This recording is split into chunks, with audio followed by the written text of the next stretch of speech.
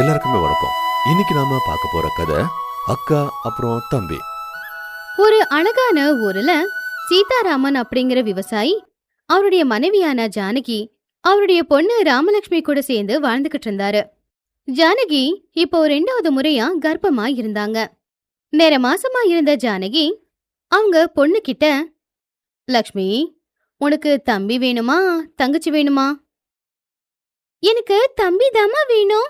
தம்பி பொறுக்கிறதுக்கு இன்னும் எவ்வளவு நாள் ஆகுமா? குழந்தை பொறுக்கிறதுக்கு இன்னும் 2 வாரம் ஆகும்னு டாக்டர் சொன்னது உனக்கு தெரியாதாமா? இருந்தாலும் தம்பிதான் பொறப்பான்னு அவ்வளோ நம்பிக்கையா எப்படிமா சொல்ற? நான் தம்பி கூட விளையாடிக்கிட்டு இருக்கிற மாதிரி நேத்து ராத்திரி எனக்கு கனவு வந்துச்சுப்பா. நீங்க வேணும்னா பாருங்க, பொறுக்க போறது தம்பி தான் பொறுப்பான். ஜானகிக்கு அடுத்த நாளே பிரசவ வலி வந்துச்சு. உடனே ஆம்புலன்ஸ்ல அவளை கூட்டிக்கிட்டு ஹாஸ்பிட்டல் வந்தாங்க. அப்போ டாக்டர் வெளியில வந்து, வயித்துக்குள்ள புள்ள குறுக்கல இருக்கு, ஆபரேஷன் பண்ணிதான் குழந்தைய வெளியெடுக்க முடியும் அப்படின்னு சொல்லி உள்ள போனாங்க. கொஞ்சம் நேரத்துக்கு அப்புறமா நர்ஸ் ஒரு ஆண் குழந்தைய கையில கொண்டு வந்து கொடுத்து, உங்களுக்கு பையன் பிறந்திருக்கான் சார். ராமலட்சுமி குழந்தைய அவ கையில வாங்கிக்கிட்டா. அப்பா, தம்பி பார்க்க ரொம்ப அழகா இருக்கால. ஆனா சார், உங்க பொண்டாட்டியோட நிலைமை கொஞ்சம் கிரிட்டிக்கலா இருக்கு. நர்ஸ் என்ன சொன்னாங்கன்றது ராமலட்சுமிக்கு புரியல. கொஞ்சம் நேரத்துக்கு அப்புறமா டாக்டர் வெளியில வந்து, சாரி சார், நான் முடிஞ்ச வரைக்கும் ட்ரை பண்ணேன். ஆனா என்னால உங்க வைஃபை காப்பாத்த முடியல. என்ன ஆச்சுப்பா? இவங்க என்ன சொல்றாங்க? உனக்கும் தம்பிக்கும் இனி அம்மா இல்லம்மா. உடனே ராமலட்சுமியும் அழ ஆரம்பிச்சிட்டா. அவ கண்ணுல இருந்து வந்த கண்ணீர் குழந்தையோட முகத்துல பட்டதுனால குழந்தையும் அழ ஆரம்பிச்சுது. அப்போ ராமலட்சுமி அந்த குழந்தையோட முதுக தடவி கொடுத்து அவனுடைய அழுகைய அவ நிப்பாட்டினா. ராமலட்சுமியும் சின்ன பொண்ணுதான். ஆனா அன்னையில இருந்து ஒரு தாயா தான் தம்பிய அவ வளர்க்க ஆரம்பிச்சிட்டா. அக்கா ரூபத்துல அம்மா. ராமலட்சுமி அவளுடைய தம்பிக்கு வாசு அப்படின்னு பேர் வச்சா. சீதாராமன் தினமும் காலையில எழுந்திருச்சு வயல் வேலைக்கு போயிடுவாரு. ராமலட்சுமி தான் வீட்ல இருந்து அவளுடைய தம்பிய வளர்க்கிற பொறுப்பை எடுத்துக்கிட்டா. இப்படியே சில வருஷங்களும் போச்சு. சீதாராமன் தனியா வயல்ல கஷ்டப்பட்டு பணம் சம்பாதிச்சு பிள்ளைங்கள பாத்துக்கிட்டாரு. ஆனா போக போக விவசாயத்துல லாபம் இல்லைங்கிறதுனால பிள்ளைங்களுக்கு சரியா சாப்பாடு போட கூட அவரால முடியல. இப்படி இருக்கும்போது ஒரு நாள் அவரு வாசுவை கூப்பிட்டு, வாசு, நம்மளோட நிலைமை உனக்கு தெரியாம இல்ல. அது மட்டும் இல்லாம இந்த வாட்டி மழை கூட நல்லா பெய்யல. விவசாயத்துல நஷ்டமோ நஷ்டம். அதனால கடன் தொல்லை அதிகமாயிடுச்சு. வேலை பார்க்கறதுக்கு என் உடம்புல சத்து கூட இல்லப்பா. நீ நல்லா படிக்கணும்னு ஆசைப்படுறாது எனக்கு தெரியும். ஆனா இப்போ அப்பாவுக்கு உன்னை படிக்க வைக்க முடியாதுப்பா. நீ படிப்பை விட்டுட்டு என் கூட வயல் வேலை பண்ணா எனக்கு கொஞ்சம் உதவியா இருக்கும்பா இப்படி சொல்வான். படிப்பை விடணும்னு அப்பா சொன்னது வாசுவால ஏத்துக்கவே முடியல. அவ அன்னைக்கு ராத்திரி முழுக்க தூங்காம அங்க இங்கன்னு சுத்திக்கிட்டு இருந்தான். வாசு, நீ இன்னும் தூங்கலையாடா? தினமும் சீக்கிரமாவே படுத்து தூங்கிடுவ. இன்னைக்கு என்னாச்சு? எனக்கு தூக்கம் வரல அக்கா. என்னாச்சு வாசு? ஏன் ஒரு மாதிரி இருக்க? வாசு அவனுடைய அப்பா என்ன சொன்னாரோ அத அப்படியே சொன்னான். நான் படிச்சு ஒரு நல்ல வேலைக்கு போய் உன்னையும் அப்பாவையும் நல்லா பார்த்துக்கணும்னு நான் நினைச்சேன். ஆனா அப்பா படிப்பை விட்டுட்டு என்ன வேலைக்கு வர சொல்றாங்க. நீ ஆச்சு அப்பா கிட்ட சொல்லி படிப்பை நிறுத்த வேண்டான்னு சொல்லு. அப்பாவுக்கு ரொம்ப வயசாகுதுல. இந்த வயசுல யாரோட உதவியும் இல்லாம அப்பாவால தனியா கஷ்டப்பட முடியல. அவருடைய கஷ்டத்தையும் நாம தானே புரிஞ்சுக்கணும். ஆனா நீ கவலைப்படாத. அப்பாவுக்கு துணையா வயல் வேலைக்கு நான் போய்க்கிறேன். நீ ஸ்கூலுக்கு போ. நீ வயல் வேலைக்கு எப்படி போவ? நீ படிக்கணும் அப்படின்னு மனசுக்குள்ள எந்த அளவுக்கு விருப்பப்படுறியோ அதே அளவுக்கு நீ படிக்கணும்னு நான் கூட மனசுக்குள்ள ரொம்பவும் விருப்பப்படுறேன்டா. நல்ல எண்ணம் எப்பவுமே மனுஷனை பலசாலியா மாத்துண்டா.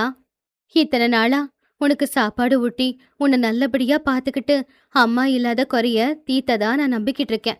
ஆனா இப்போ நீ படிக்கணும், பெரியாளா ஆகணும் அப்படின்னா வாழ்க்கையில இன்னும் நிறைய கஷ்டங்களை சந்திக்கணும் அப்படிங்கறத நான் புரிஞ்சுக்கிட்டேன். உனக்காக இந்த அக்கா என்ன வேணும்னாலும் செய்வேன். அடுத்த நாள் ராமலட்சுமி அவங்க அப்பா கிட்ட, அப்பா, உன் கூட நான் இனிமே வயலுக்கு வரேன்ப்பா. உன் கூட நான் உதவியா இருக்கேன்ப்பா. தம்பி மட்டும் ஸ்கூலுக்கு போட்டும்பா. நீ எப்படிம்மா வயல் வேலைய பண்ணுவ? தம்பி படிக்கணும் இல்லப்பா, அதனாலதான் நான் வயலுக்கு வரேன்னு சொல்றேன். உனக்கு நல்லபடியா கல்யாணம் பண்ணி வைக்கணும்னு நான் யோசிக்கிறேன். வாசு இப்போ வேலைக்கு போனா எப்படி இருந்தாலும் அவ வயல் வேலைய பண்ணித்தானே ஆகணும். இப்ப என் கல்யாணத்துக்கு என்னப்பா அவசரம்? அவனை நம்ம நல்லபடியா படிக்க வைக்கலாம். அவன் பெரியாள ஆனதுக்கு அப்புறமா வேணும்னா நீங்க சொல்ற மாதிரி நான் கல்யாணம் பண்ணிக்கிறேன். உன்னை பார்க்கும்போது எனக்கு ரொம்ப கர்வமா இருக்குமா. உங்க அம்மா உயிரோட இருந்தாலும் கூட இந்த மாதிரி யோசிக்க மாட்டாங்க. அப்படி அப்பா பொண்ணு 2 பேரும் சேர்ந்து வயல் வேலைக்கு போனாங்க. இப்படியே சில நாட்கள் போச்சு. இப்போ வாசு +2 முடிச்சிருந்தான். ஒரு நாள் ஒருத்தர் அவருடைய அம்மா கூட சீதாராமனுடைய வீட்டுக்கு வந்து, வணக்கங்க, என் பேரு ராமு. இவங்க எங்க அம்மா துளசி. எங்களுக்கு தங்க இடமே இல்லைங்க. நீங்க ஒன்னு சொன்னா உங்க வயல் வேலைய நான் பண்ணிட்டே இருப்பேன். எனக்கும் எங்க அம்மாவுக்கு சாப்பாடு போட்டு இருக்க இடம் கொடுத்தா போதும். அதுக்கு லக்ஷ்மியும் சீதாராமனும் சரின்னு சொன்னாங்க. அன்னையில இருந்து ராமு வயல்ல வந்து சீதாராமனுக்கு உதவி செய்ய ஆரம்பிச்சான். இப்படியே இன்னும் சில நாட்கள் போச்சு. இன்னொரு பக்கம் வாசு நல்லபடியா படிச்சு +2 கம்ப்ளீட் பண்ணான். அப்போ ஒரு நாள் சீதாராமன் பொண்ணுகிட்ட, இத்தனை வருஷம் கல்யாணம் பண்ணிக்காம தம்பிய படிக்க வச்ச. நம்ம ஊர்ல உன் வயசு பெண்களுக்கெல்லாமே கல்யாணமாயி குழந்தைங்க கூட இருக்காங்க. இப்பவாச்சு என் பேச்சு கேட்டு கல்யாணம் பண்ணிக்கோ. தம்பியோட படிப்பு முடிஞ்சதுக்கு அப்புறமா கல்யாணம் பண்ணிக்கிறேன்ப்பா. உன் தம்பிய பத்தி நீ யோசிச்சு யோசிச்சு உனக்கு ஒரு வாழ்க்கை இருக்குன்னு மறந்துடாத. வாசுவா படிக்க வைக்கிறது உன்னோட கடமையா நீ நினைக்கலாம். அப்படியே உனக்கு நல்ல பையனை பார்த்து கல்யாணம் பண்ணி வைக்கிறது என்னோட கடமைமா. வாசுவ படிக்க வைக்கிறதுக்கு 1 ஏக்கர் நிலம் போதும். மீதி இருக்கிறத நான் வரதட்சணையா கொடுத்து உன்னை கட்டி கொடுக்கணும்னு நினைக்கிறேன். இப்ப எல்லாம் முன்ன மாதிரி வேலை பார்க்க முடியலமா. உனக்கு கல்யாணம் பண்ணி வச்சா என்னோட கடமை கூட முடிஞ்சிடும் அப்படின்னு அவரு அழுதுகிட்டே சொன்னாரு. அப்பாவோட கவலைய பார்க்க முடியாம ராமலட்சுமி கல்யாணத்துக்கு ஒத்துக்கிட்டா. ராமலட்சுமி கல்யாணத்துக்கு ஒத்துக்கிட்டதுனால சீதாராமையா பொண்ணுக்கு ஒரு நல்ல வரனை கேட்டு அந்த ஊர்ல இருக்கிற தரகர் கிட்ட போனாரு. ஆனந்தராவோட பையன் டவுன்ல அக்கௌண்டன்ட் வேலையில இருக்கான். அவங்க வரதட்சணையா 1 ஏக்கர் நிலத்தை கேட்குறாங்க. உங்களுக்கு அது பிடிச்சிருந்தா அவங்கள நாளைக்கே நான் வர சொல்றேன். பொண்ணு பாக்குறதுக்கு இந்த திங்கக்கிழமைய அவங்கள வர சொல்லுங்க. பையன் வீட்டுக்காரங்க லக்ஷ்மியோட வீட்டுக்கு வந்து லக்ஷ்மிய பார்த்தாங்க. பொண்ணு எங்களுக்கு ரொம்ப பிடிச்சு போச்சு. அப்புறம் என்ன, பேசி முடிக்கலாம். இப்படி ராமலட்சுமிக்கு கல்யாணமும் நிச்சயமாச்சு. சில நாட்கள் போச்சு. அப்ப லக்ஷ்மி வாசு கிட்ட, தம்பி, டிகிரி எங்கடா படிக்க போற? நான் டிகிரி பண்ணணும்னு நினைக்கலக்கா. இன்ஜினியரிங் பண்ணா வேலை வாய்ப்பு அதிகமா இருக்கும். அப்படியா? உனக்கு என்ன பிடிச்சிருக்கோ அதே படிடா. அது அவ்வளோ சுலபமில்லாக்கா. இன்ஜினியரிங் பண்ணணும்னா சிட்டில படிக்கணும். அதுக்கு அதிகமா செலவாகும். எவ்வளோடா ஆகும்? காலேஜ்ல சேரும்போது 50,000 ரூபாய் கட்டணும். 2 மாசத்துக்கு அப்புறம் 4 லட்சத்தை கட்டியாகணும். என்னடா 4 லட்சமா? சரி விடு, எப்படியாவது பணத்துக்கு ஏற்பாடு பண்ணிடலாம். இப்பவே வீட்டு சுமைய ஒருத்தனை நீ சுமந்துக்கிட்டு இருக்க. அவ்வளோ காசு எப்படி எடுத்துட்டு வருவ? அது எல்லாத்தையும் நான் பாத்துக்கிறேன்டா. தேவையில்லாம யோசிச்சு உன்னுடைய மனச நீ கெடுத்துக்காத. சில நாட்களுக்கு அப்புறமா லக்ஷ்மி வாசுவ கூட்டிக்கிட்டு பட்டணத்துக்கு போய் 50,000 ரூபாய் ஃபீஸ கட்டி அவனை காலேஜ்ல சேர்த்து விட்டா. நேரத்துக்கு சரியா ஒழுங்கா சாப்பிடணும், யாருக்கிட்டயும் சண்டை போடக்கூடாது. அப்படியே ஆகட்டும்க்கா. ராமலட்சுமி தம்பிய கவனமா இருக்க சொல்லிட்டு அங்கிருந்து ஊருக்கு வந்துட்டான். இப்படியே 2 மாசமும் போச்சு. ராமலட்சுமியும் அவனுடைய அப்பாவும் சேர்ந்து வாசுவோட காலேஜ் ஃபீஸ கட்டுறதுக்கு ரொம்பவே கஷ்டப்பட்டாங்க. ஆனா அவங்க எவ்வளவு கஷ்டப்பட்டாலும் பணத்தை சேர்க்க முடியல. அப்போ காலேஜ் டீன் வாசுவ அவங்க ஆபீஸ்க்கு கூப்பிட்டு, இனி 1 வாரத்துல 4 lakhs ஃபீஸை நீ கட்டியே ஆகணும். இல்லைன்னா காலேஜிலிருந்து உன்னை டிஸ்மிஸ் பண்ணிடுவேன். இதுதான் நான் கொடுக்குற last and final warning. Vasu நடந்தது எல்லாத்தையுமே ஒரு கடிதாசியா எழுதி போட்டான். வாசு எழுதின கடிதாசிய படிச்சு ராமலட்சுமி மனசுக்குள்ள ரொம்பவும் வருத்தப்பட்டா. இப்படியே சில நாட்கள் போச்சு. ஒரு நாள் வாசுவோட நண்பன், வாசு, நீ ஃபீஸ் கட்டுறதுக்கு இதான் கடைசி நாள்னு சொல்றாங்க. ஆமா கிரண், எங்க அப்பா அக்கா காசை ஏற்பாடு பண்ண முடியல போல. என் கேள்விக்கு பதில் கூட வரல. இந்த காலேஜ்ல இதான் கடைசி நாள்னு எனக்கு தோணுது. அப்பதான் லக்ஷ்மியும் அப்பாவும் அங்க வந்தாங்க. லக்ஷ்மி வாசு கிட்ட, உன்னோட ஃபீஸ நாங்க கட்டிட்டோம் வாசு. இனிமே எந்த கவலையும் இல்லாம நீ நிம்மதியா படிக்கலாம். 4 லட்சம் ரூபாவை எப்படி கட்டினீங்க அக்கா? அதெல்லாம் உனக்கு எதுக்குடா? பணத்தை கட்டியாச்சு, நீ நல்லா படி. அக்கா உனக்காக பலகாரம் சுட்டு வண்டியில வச்சிருக்கேன், இரு நான் போய் கொண்டு வரேன் அப்படின்னு லக்ஷ்மி அந்த பக்கம் போனதும் இந்த பக்கம் சீதாராமையா கிட்ட, ஆமா அப்பா, அக்காவோட கல்யாணத்துக்கு முகூர்த்தத்தை ஃபிக்ஸ் பண்ணிட்டீங்களா? அக்காவுக்கு வந்த சம்பந்தம் அப்படியே போயிடுச்சுடா. என்னாச்சுப்பா? 4 லட்சத்துக்காக உங்க அக்கா நம்ம 2 ஏக்கர் நிலத்தையும் வித்துட்டா. அதோடவே வரதட்சணையா கொடுக்கறேன்னு சொன்ன அந்த 1 ஏக்கர் நிலமும் போயிடுச்சு. அதுக்குதான் அவங்க கல்யாணத்தை நிறுத்திட்டாங்க. என்னோட படிப்புக்காக அக்கா வயலை வித்துட்டாங்களா? நீயாச்சும் அக்கா கிட்ட எடுத்து சொல்லிருக்கலாம்ல. அவள் அந்த வயலை விக்கிறத தடுக்கிறதுக்கு நான் பண்ணாத காரியமே இல்ல. ஆனா லக்ஷ்மிக்கு தன்னோட வாழ்க்கைய விட உன்னோட வாழ்க்கை தான் முக்கியம். உங்க அம்மா உனக்கு ஒரு வாட்டிதான் வாழ்க்கைய கொடுத்தா. ஆனா உங்க அக்கா உனக்கு மறுபடியும் வாழ்க்கைய கொடுத்துக்கிட்டே இருக்கா. சின்ன வயசுல கூட யாரு பிறப்பாங்களோ அவங்க மேல அன்பு அதிகமாதான் இருக்கும்பா. எனக்காக இவ்வளோ தியாகத்தை பண்ண அக்காவை நல்லபடியா பாத்துக்காம நான் எப்படிப்பா இருப்பேன்? கொஞ்சம் வருஷத்துக்கு அப்புறம் நீயும் கல்யாணம் பண்ணிப்பப்பா. குழந்தை பிறக்கும், உனக்குன்னு ஒரு குடும்பம் உருவாகும். அப்ப கூட இதே மாதிரிதான் நீ பேசணும் வாசு. கொஞ்சம் நேரத்துக்கு அப்புறமா சீதாராமையாவும் லக்ஷ்மியும் வீட்டுக்கு போயிட்டாங்க. சீதாராமையா லக்ஷ்மிக்கு கல்யாணம் பண்ணி வைக்கிறதுக்கு எல்லா விதமான முயற்சியும் எடுத்துக்கிட்டு இருந்தாங்க. ஆனா வரதட்சணை கொடுக்கற நிலைமையில அவர் இல்லைங்கிறதுனால யாருமே லக்ஷ்மியை கல்யாணம் பண்ணிக்க முன் வரவே இல்ல. அப்பாவோட கவலைய புரிஞ்சுக்கிட்ட லக்ஷ்மி, ஏப்பா, நல்ல வேலையில இருக்கிற ஒருத்தனுக்கு தான் என்னை கட்டி வைக்கணும்னு ஏன்பா நினைக்கிற? நல்ல வேலையில் இருக்கிற பையனை நீ கல்யாணம் பண்ணிக்கிட்டா உன்னோட வாழ்க்கை இனிமேலாச்சும் நல்லபடியா இருக்கும். அதான் என்னோட ஆசை. விவசாயம் செய்யறவரும் என்ன நிம்மதியா பாத்துப்பாருல்லப்பா. நம்ம கண்ணுக்கு முன்னாடியே உங்க மாப்பிள்ளை இருக்காரு. நீங்க என்ன பத்தி நினைச்சு கவலைப்படாதீங்க. யாரும்மா அந்த பையன்? ராமுதாப்பா. என்னம்மா சொல்ற? நீ ராமுவை கல்யாணம் பண்ணிக்கிறியா? அவன்கிட்ட ஒண்ணுமே இல்லாம நம்ம கிட்ட இருக்கிற வயல்ல வேலை பார்த்துக்கிட்டே இருக்கா. அவனை கல்யாணம் பண்ணிக்கிட்டு நீ எப்படிமா சந்தோஷமா இருப்ப? அவருக்கு சொத்து பத்தி இல்லனா என்னப்பா இப்போ? அவரு கஷ்டப்பட்டு உழைக்கிறவரு, ரொம்ப நேர்மையான மனுஷன். அவங்க அம்மாவை ரொம்ப நல்லபடியா பாத்துக்கிறாரு. அம்மாவை நல்லபடியா பாத்துக்கிற ஒருத்தர் பொண்டாட்டிய நிச்சயமா நல்லபடியா பாத்துப்பாருப்பா.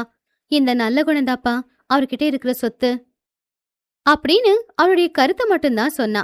ஆனா சீதாராமையா ராமுவுக்கு தான் பொண்ணை கட்டி கொடுக்கறதுக்கு முதல்ல ஒத்துக்கல. ஆனா நாட்கள் போக போக ராமுவோட நல் ஒழுக்கத்தை பார்த்து தான் பொண்ணை கட்டி கொடுக்க அவரு முடிவெடுத்தாரு. ஒரு நாள் லக்ஷ்மி ராமு கிட்ட, உங்களுக்கு என்ன கல்யாணம் பண்ணிக்கிறதுல விருப்பம் இருக்கா? உங்க வயல்ல நான் வேலை பார்க்கறவன், நீங்க என்ன கல்யாணம் பண்ணிக்கிறேன்னு சொல்றீங்க? லக்ஷ்மி அவங்க அப்பா கிட்ட என்ன காரணம் சொன்னாலும் அதைத்தான் ராமு கிட்டயும் சொன்னான்.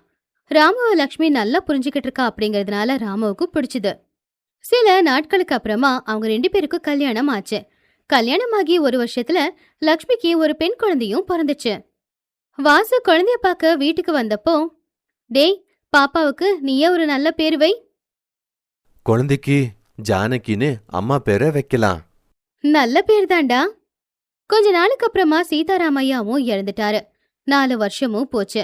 ராமு லக்ஷ்மி 2 பேரும் சேர்ந்து கஷ்டப்பட்டு உழைச்சு ஊர்ல 1 ஏக்கர் பூமிய வாங்கினாங்க. வாசு டிகிரி கம்ப்ளீட் பண்ணி சிட்டிலேயே ஒரு நல்ல வேலையில சேர்ந்தான்.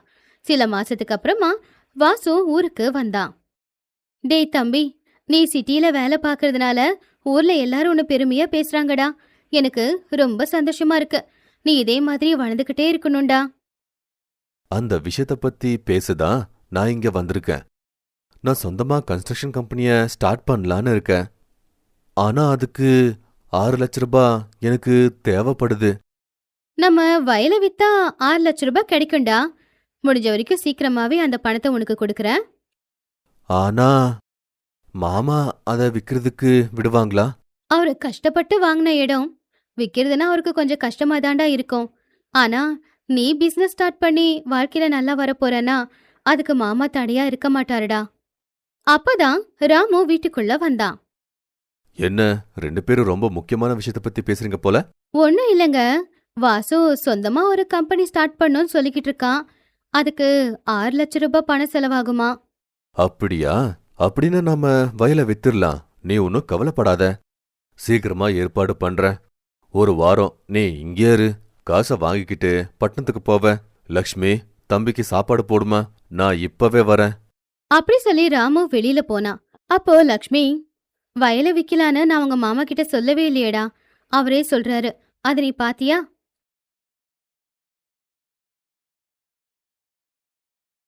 ஒரு வாரத்துக்கு அப்புறமா வாசு வயலை வித்த பணத்தை எடுத்துக்கிட்டு பட்டணத்துக்கு போயிட்டான்.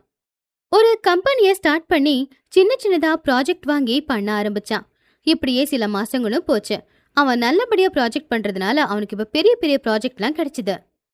அவனுக்கு வருமானமும் அதிகமா வர ஆரம்பிச்சது. ஒரு நாள் வாசு அவங்க அக்காவை பாக்குறதுக்காக ஊருக்கு போனான். வாசு அவங்க அக்கா கிட்ட, அக்கா, நான் சிட்டில ஒரு பொண்ணை காதலிக்கிறேன். அந்த பொண்ணுக்கும் நான் உயிர். நாங்க 2 பேரும் கல்யாணம் பண்ணிக்கலான்னு நினைக்கிறோம். நானே கல்யாணத்தை பத்தி உன்கிட்ட பேசலான்னு தாண்டா இருந்தேன். அதுக்குள்ள நீயே நல்ல செய்தி கொண்டு வந்துட்ட. அப்படி வாசுவோட கல்யாணத்துக்கு ஓகே சொன்னா லக்ஷ்மி. சில நாட்களுக்கு அப்புறமா வாசுவுக்கும் தீக்ஷாவுக்கும் கல்யாணம் நடந்துச்சு. இப்படியே 2 வருஷம் போச்சு. வாசு இப்ப ஊர்லயே பெரிய பிசினஸ் மேன். சிட்டில இருக்கிற பெரிய பெரிய வியாபாரிகளோடவும் பொலிட்டிஷியனோடவும் அவனுக்கு பழக்கம் ஏற்பட்டுச்சு. பணம், தகுதி இது எல்லாமே மாறினதுனால வாசு கிட்ட கொஞ்சம் கொஞ்சமா மாற்றம் வந்துச்சு. வாசுவோட பொண்ணுக்கு பேர் வைக்கிற விழாவுக்கு ராமலட்சுமியும் ராமுவும் போயிருந்தாங்க. ஃபங்க்ஷன் எல்லாம் முடிஞ்சதுக்கு அப்புறமா ராமு வாசு கிட்ட, வாசு, விவசாயத்துல கொஞ்சம் நஷ்டம் ஆயிருச்சுப்பா. இப்போ விளைச்சல் பண்றதுக்கு எங்ககிட்ட காசு இல்ல. 1 லட்ச ரூபாய் நீ கடனா கொடுத்தேன்னா நான் இப்பவே வரேன் அப்படின்னு உள்ள போனா. உங்க மாமா பணம் கேக்குறாரா? ஆமா தீக்ஷா. அவங்களுக்கு கொடுக்க வேண்டிய பணம் எல்லாத்தையும் கொடுத்து அனுப்பிடுங்க வாசு. நானும் கூட அதான் யோசிக்கிறேன். வாசு வெளியில போய் ராமு கிட்ட, நான் கம்பெனி ஸ்டார்ட் பண்றதுக்கு நீங்க 6 லட்ச ரூபாய் காசு கொடுத்தீங்கல்ல? ஆமா வாசு. ஆனா அத பத்தி நான் பேசலையே. நீ எனக்கு கொடுத்த 6 லட்சத்துக்கு வட்டியோட சேர்த்து நான் 7 லட்ச ரூபாய் கொடுக்கறேன். அது என்ன வாசு, நான் கொடுத்த காசை திருப்பி கேட்கலப்பா. விளைச்சல் பண்றதுக்கு 1 லட்ச ரூபாய் காசு தேவைப்பட்டுச்சு. நீங்க கொடுத்த காசை முழுசா நான் கொடுக்கறேன். முழுசா கொடுத்துட்டேன்னா மறுபடியும் நான் உங்களுக்கு காசு கொடுக்க தேவையில்லைல்ல. இன்னொரு வாட்டி காசை கேட்டுக்கிட்டு இங்க வராதீங்க. அதை கேட்டு ராமு ரொம்பவே கவலைப்பட்டான். சரி வாசு, மறுபடியும் காசுக்காக நாங்க இங்க வரமாட்டோம். எனக்கு பெங்களூர் பிரான்ச் ஆபீஸ்ல வேலை இருக்கு. நான் போயிட்டு வரேன் அப்படின்னு சொல்லி அங்கிருந்து போயிட்டான். அதுக்கப்புறமா லக்ஷ்மி அங்க வந்து புருஷன் கிட்ட, தம்பி எங்கங்க போயிட்டான்? வாசுக்கு பெங்களூர் ஆபீஸ்ல வேலை இருக்கான். அவன் போயிட்டான். ஆனா என்கிட்ட சொல்லாமலேயே அவன் போயிட்டானேங்க.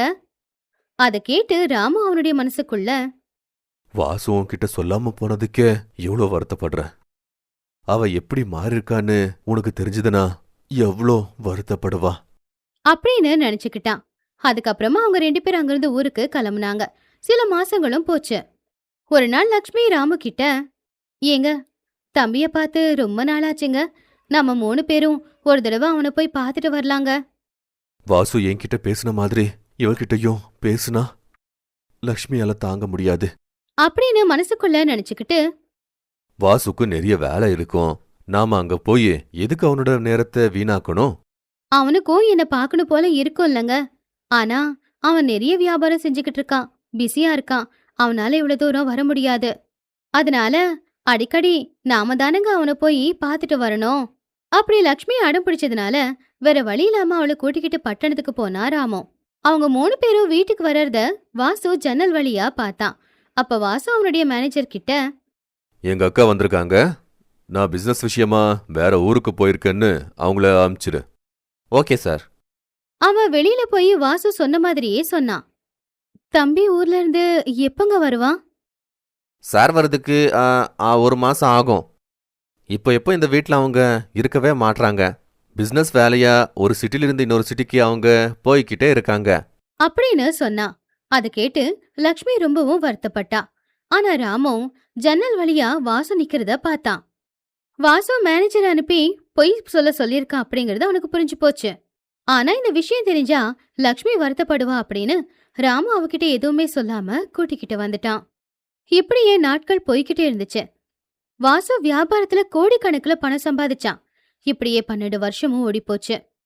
வாசு அவனுக்கு ஒரு அக்கா இருக்கா அப்படிங்கிற விஷயத்தையே மறந்துட்டான். இன்னொரு பக்கம் ராமு அவன் பொண்ணு ஜானகிக்காக நல்ல வரனை தேடிக்கிட்டு இருந்தான். இந்த விஷயத்த பத்தி ராமு லக்ஷ்மி கிட்ட சொன்னான். நம்ம பொண்ணுக்கு நல்ல சம்மந்தம் வந்திருக்கு. பையன் ஹைதராபாத்ல வேலை பார்க்கறான். அவங்க வரதட்சணையா 10 லட்சத்தை கேக்குறாங்க. ஆனா நம்மகிட்ட 7 லட்சம் மட்டும்தான் இருக்கு. இவ்ளோ நல்ல சம்பந்தத்தை விட்டா மறுபடியும் கிடைக்காது.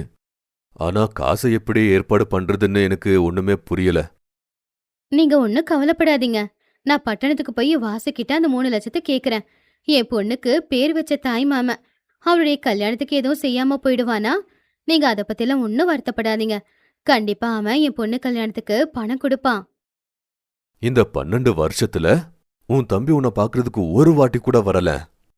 நீ அங்க போய் அவனை பார்க்கணும்னு நினைச்சா வாசு வேற ஊர்ல இருக்கான்னு அவனோட மேனேஜர் துரத்தி விட்டுட்டே இருப்பான். உன் தம்பிக்கு உன் மேல அன்புன்னு இருந்தா அட்லீஸ்ட் ஃபோன் பண்ணியாச்சு பேசிருப்பால்ல. உன் தம்பி உன்னை மறந்துட்டான்னு நீ ஒத்துக்கணும். அவன் ஏங்க என்ன மறக்க போறான்? அவனுக்கு வேலை நிறைய இருக்கும். அதனால ஊருக்கு வர முடியாம போச்சு. அவனுக்கு எவ்வளவு வியாபாரம் இருக்கு. அத தனியா பாத்துக்கிறதுனா கஷ்டம் தானே. இப்ப நான் மட்டும் போய் அவன் முன்னாடி நின்ன என்ன கட்டி பிடிச்சு அழ ஆரம்பிச்சிடுவான் தெரியுமா? இப்போ உன் தம்பி சாதாரண வாசு இல்ல, பிசினஸ்மேன் வாசுதேவ். உன் தம்பியோட பேர்ல மட்டும் இல்ல, அவன் நடந்துக்கிற விதமே மாறிடுச்சு.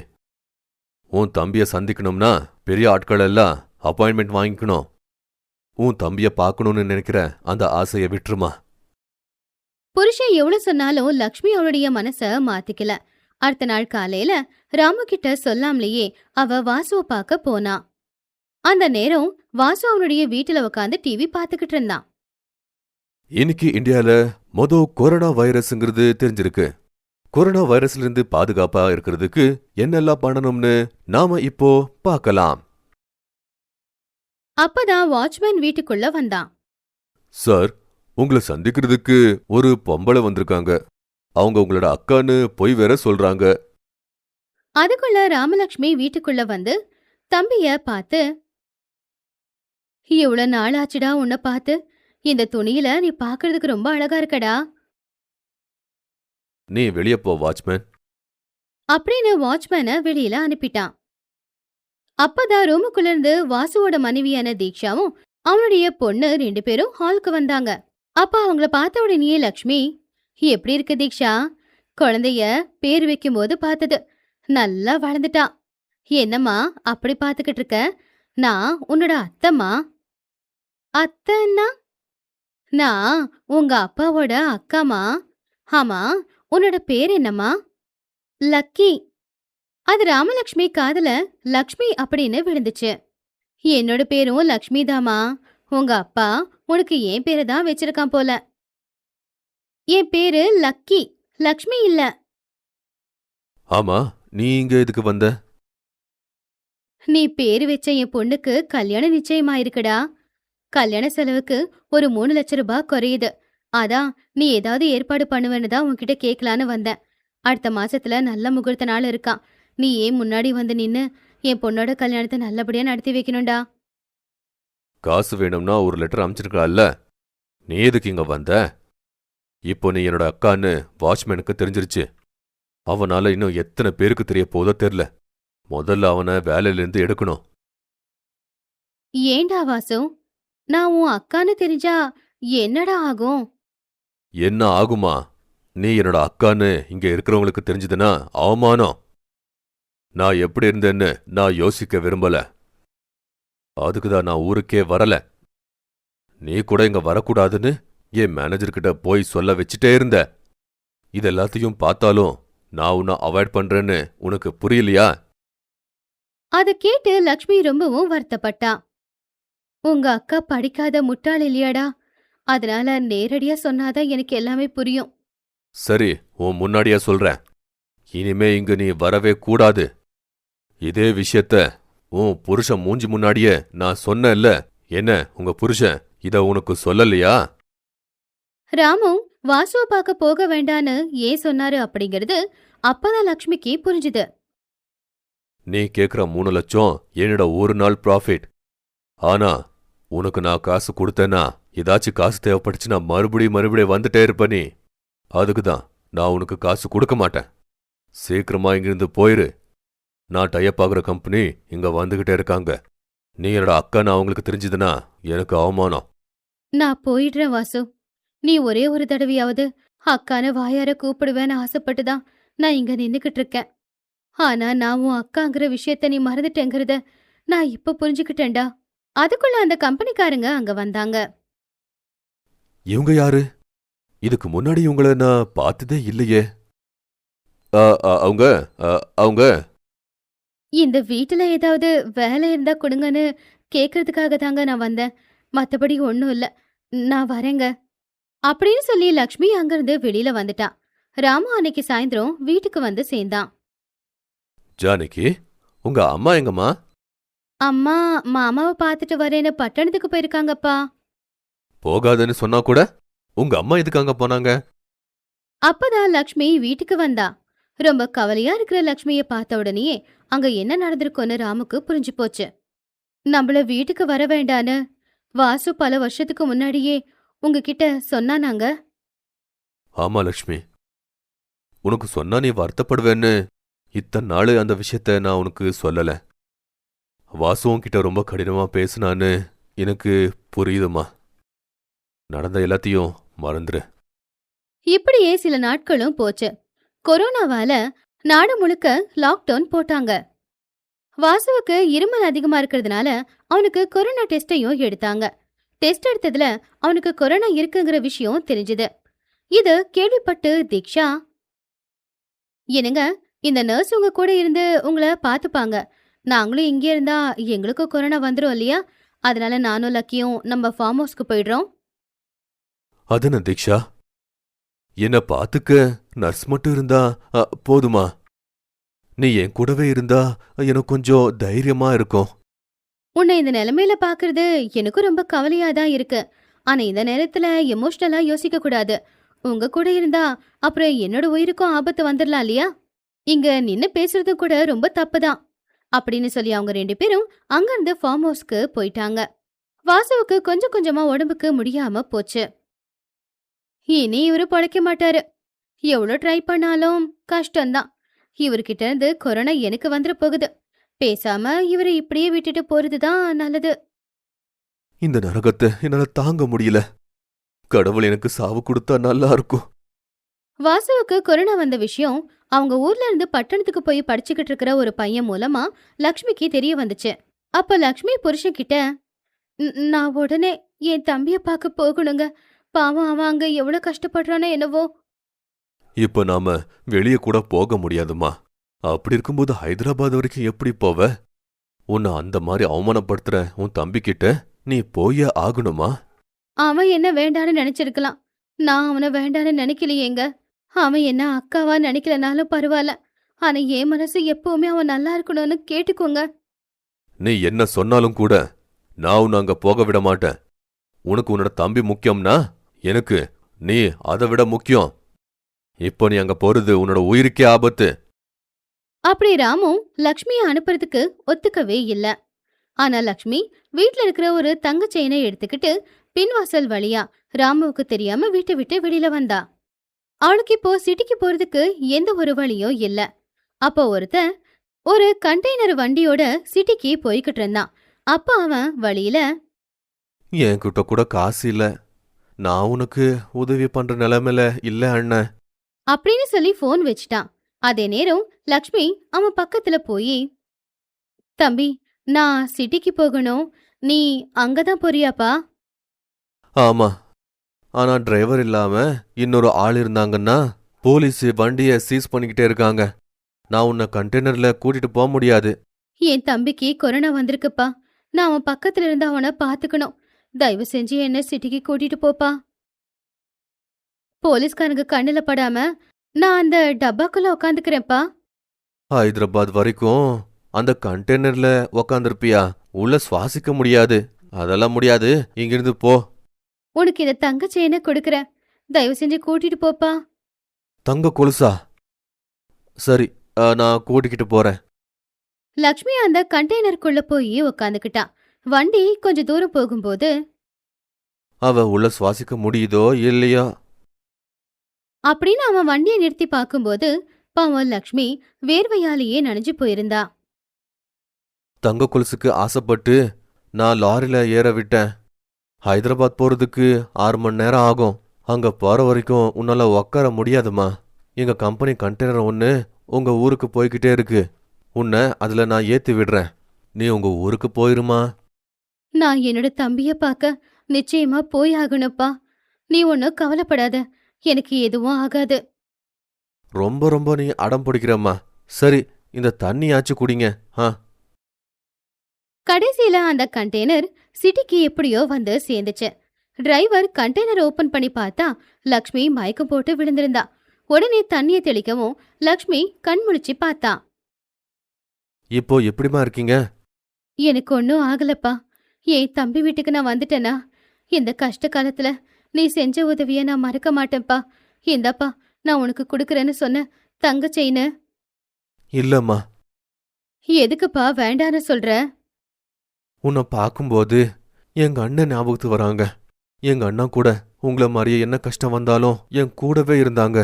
விவசாயத்துல எனக்கு நஷ்டம் வந்ததோ நான் அவங்கள தள்ளி வச்சிட்டேன். எங்க அண்ணாவுக்கு கூட கரோனா வந்துருச்சு. வைத்தியத்துக்காக என்கிட்ட காசு கேட்கும்போது என்கிட்ட காசு இல்லைன்னு பொய் சொல்லிட்டேன். ஏன் உள்ள இருந்த மனுஷனை நீ எழுப்பிட்ட. நம்ம கூட பிறந்தவங்க கூட எப்பவுமே ஒருத்தருக்கு ஒருத்தர் உதவி பண்ணிக்கணும்னு எனக்கு இப்ப புரியுது. இந்த தங்கம் அதை விட விலை வாய்ந்த பொருள் இல்ல. நீ இருக்கும்போது உன் தம்பிக்கு ஒண்ணுமே ஆகாதுமா. நீ சரியாதாப்பா சொன்ன, நான் வரேன்ப்பா. அப்படி லக்ஷ்மி தம்பியோட வீட்டுக்குள்ள போனா. வாசுவ அந்த நிலைமையில பார்த்து அவ அழ ஆரம்பிச்சிட்டா. தம்பி, உனக்கு இப்போ எப்படிரா இருக்கு? அக்கா, நீ வந்துட்டியா? நீ இங்க எப்படி வந்த? நான் எப்படியோ வந்த அதை விடுறா. உனக்கு இப்ப பரவாயில்லையாடா? இனி நான் பொழைக்க மாட்டேன்க்கா. சாகிறதுக்கு முன்னாடி உன்கிட்ட மன்னிப்பு கேட்கறதுக்கு அந்த கடவுள் வாய்ப்பு கொடுத்துருக்கா. அதே சந்தோஷம். அப்படியெல்லாம் சொல்லாதடா. உனக்கு ஒன்றும் ஆகாதுடா. கொரோனா வியாதியால நிறைய பேர் தப்பிக்கிறாங்கடா. அப்படி நீயும் தப்பிப்ப. உன் கூட நான் இருக்கேன்டா. லக்ஷ்மி பக்கத்துல இருந்து வாசுவ நல்லபடியா பாத்துக்கிட்டாங்க. கொஞ்சம் கொஞ்சமா வாசுவும் குணமாயிக்கிட்டு இருந்தான். சில நாட்கள்ல சுத்தமா கொரோனாவை உடம்பு விட்டு போயிடுச்சு. நீ சரியாயிடுவேன்னு நான் சொன்னேன்ல வாசு. இப்படியே சில நாட்கள் போச்சு. ஒரு நாள் ராமலட்சுமிய பட்டணத்துக்கு கூட்டிட்டு போன டிரைவர் அவங்க அண்ணன் கிட்ட, நான் இப்படி மாறினதுக்கு ஒரு காரணம் ஒரு பெண்ணுன்னு நான் உன்கிட்ட சொன்னேன்ல. அவங்க வீடு இங்க பக்கத்துல தான் இருக்கு. ஒரு வாட்டி போயிட்டு பார்த்துட்டு வரலான்னு. அப்படி அவனுடைய அண்ணனை கூட்டிக்கிட்டு வாசுவோட வீட்டுக்கு போனான். செவுத்துல ராமலட்சுமியோட போட்டோக்கு மாலை போட்டிருக்கிறத பார்த்து ஆச்சரியமா, இந்த பெண்ணு செத்துட்டாங்களா? எப்படி ஆச்சு? வாசு நடந்த எல்லாத்தையும் சொன்னான். நீ சரியாயிடுவேன்னு நான் சொன்னல வாசு அப்படின்னு சொல்லும் போதே லக்ஷ்மி இரும்புனா. லக்ஷ்மி அதிகமா இரும்புறதுனால வாசு டாக்டரை வீட்டுக்கு வர சொல்லி சொன்னான். டாக்டர் லக்ஷ்மிய செக் பண்ணி பார்த்துட்டு, உங்க அக்காவுக்கு கொரோனா வந்துருச்சு. எங்க அக்காவுக்கு கொரோனா வந்துருச்சா? அவங்களுக்கு என்னாலதான் வந்திருக்கும். 2 நாளுக்கு அப்புறமா டாக்டர் வாசு கிட்ட, அவங்களுக்கு இன்ஃபெக்ஷன் ரொம்ப அதிகமாயிடுச்சு. அவங்க ரொம்ப கஷ்டப்பட்டு பேசுறாங்க. அவங்க பழைக்கிறது கஷ்டம். வாசு உடனே அவங்க அக்கா கிட்ட போய், நீ இங்க எதுக்குக்கா வந்த? என்னாலத்தான் உனக்கு இந்த வைரஸ் வந்திருக்கு. எது நடந்தாலும் அதுக்கு ஒரு காரணம் இருக்கும் வாசு. இப்போ நீ எவ்வளவுதான் பணம் செலவு பண்ணாலும் நான் பொழைக்க மாட்டேன். ஆனா இந்த பணம் இல்லாம நிறைய பேர் அவங்க உயிரை இழந்துகிட்டு இருக்காங்க. அப்படிப்பட்டவங்களுக்கு பணத்தை கொடுத்து தயவு செஞ்சு அவங்க உயிரை காப்பாத்து. உன்னால நிறைய பேருடைய வாழ்க்கை நல்லா இருக்கணும் அப்படின்னு எழுதி வச்சிருக்குடா. அதனாலதான் இப்போ உனக்கு எதுவும் ஆகல. என்னோட இந்த நிலைமைக்கு நீ எந்த வகையிலயும் காரணம் இல்லடா அப்படின்னு சொல்லி ராமலட்சுமி இறந்துட்டாங்க. என்னாலத்தான் எங்க அக்கா செத்துட்டாங்க. அப்படின்னு சொல்லி வாசு அழ ஆரம்பிச்சான். ஒரு வருஷத்துக்கு அப்புறமா வாசு அவங்க அக்கா விருப்பப்பட்டபடி பக்கத்துல நின்ன ஜானகியோட கல்யாணத்தை முடிச்சு வச்சான். லக்ஷ்மி சொன்ன மாதிரியே வாசு பணம் இல்லாம கஷ்டப்படுற நிறைய பேருக்கு பணம் கொடுத்து உதவி செஞ்சான். எந்த துணையும் இல்லாதவங்களுக்கு அவன் சிட்டில ஒரு பெரிய அனாதாசிரமத்தை கட்டினான். அவன் ஊருக்கு எவ்வளவுதான் நல்லது பண்ணாலும் தான் அக்கா தன்னாலதான் இறந்தாங்க அப்படிங்கிற அந்த கவலை மட்டும் அவனை விட்டு போகவே இல்ல. அவன்கிட்ட அவ்வளவு பணம் இருந்தாலும் கூட அதால அவனுடைய குற்ற உணர்ச்சிய மாத்த முடியல. அவன் வாழ்க்கை முழுக்க அதே குற்ற உணர்ச்சியோட தான் வாழ்ந்துகிட்டு இருந்தான். இந்த கதையோட முடிவு உங்கள நிறைய பேருக்கு பிடிக்காம போயிருக்கலாம். ஒரு குடும்பத்துல இருக்கிற தலைவர் பசங்களை படிக்க வைக்கிறது, அப்படி படிச்சவங்க ஒரு நல்ல இடத்துக்கு வந்த பிறகு ரொம்ப தியாகத்தை பண்ணி படிக்க வச்சவங்கள அப்படியே மறந்துடுவாங்க. அவங்களுக்கு கஷ்டம் வந்தாலும் கூட துணையா இருக்க மாட்றாங்க. அதெல்லாம் நாம இப்போ பார்த்துக்கிட்டே இருக்கோம். நடுவுல வந்த காசு புகழ தலைக்கு ஏத்துக்கிட்டு சின்ன வயசுல இருந்து நம்ம கூடயே இருந்த கூட பிறந்தவங்கள மறந்துடுறோம். இது மன்னிக்க முடியாத ஒரு குற்றம்னு சொல்றதுதான் இந்த கதையோட முடிவு. இது அவங்களோட கதை. மறுபடியும் இன்னொரு கதையோட நான் சந்திக்கிறேன். எங்க சேனல்ல சப்ஸ்கிரைப் பண்ணிக்கோங்க. உங்க முடிவை கமெண்ட்ல நீங்க சொல்லலாம். உங்க நண்பர்களுக்கு இந்த கதையை அனுப்பிச்சு வைங்க. தேங்க்யூ ஃபார் வாட்சிங்.